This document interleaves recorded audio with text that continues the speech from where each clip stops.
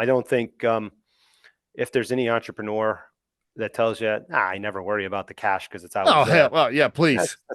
that's probably a lie. Yeah, yeah, absolutely. My CF or my the people who run all my numbers, they always get mad at me. Well, not mad, but they're always frustrated. They get all the financials ready or whatever, and they want to open up the income statement, the balance sheet right away. And the first thing I do is like, look, I just show me the cash flow first. Let's just show me the 13-week cash flow. Yeah, I want to look at yeah, that first, then I'll look at the other stuff. yeah. It's Uh, it's hard because we're driven into a private equity venture capital world. mm, So the answer to everyone's always wants to know what's your EBITDA and what do you trade on yeah. EBITDA My as an EBITDA, entrepreneur. my EBITDA as an entrepreneur is whatever I want it to be because I do things in November and December to make it be a certain number most of the time. Yeah, see, that's tough in our business because that's not how our business operates as a as Okay. a as a as a kind of a project based company.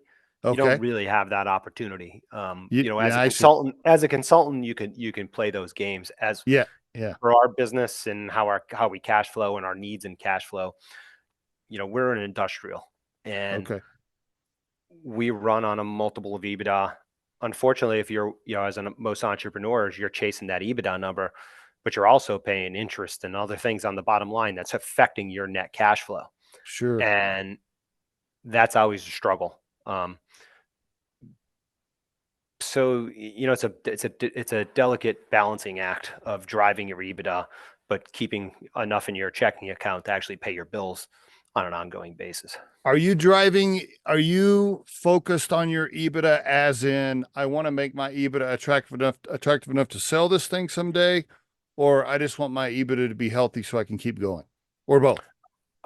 I think, as an entrepreneur, you have to be doing both because you're Okay. being evaluated by banks, you're being evaluated by non-traditional lenders. Okay. Some of those non-traditional lenders are looking at your EBITDA because they're Mm-hmm. looking at taking some of the bottom line items. Mm-hmm. Um, and I think that's one of the hardest parts right now as an entrepreneur is banking. Banking in this environment in a lumpy in a lumpy business and a high capital demand business is difficult, Mm-hmm. and you're balancing all of it. Um, and that's the fight that you have to figure out. Can you be traditional or can you be non-traditional? And do you have an exit strategy, or are you planning on holding on to this business for generations? I think there's a definite distinction in the business. Which one are you right now if you had to pick, if you had to force rank them?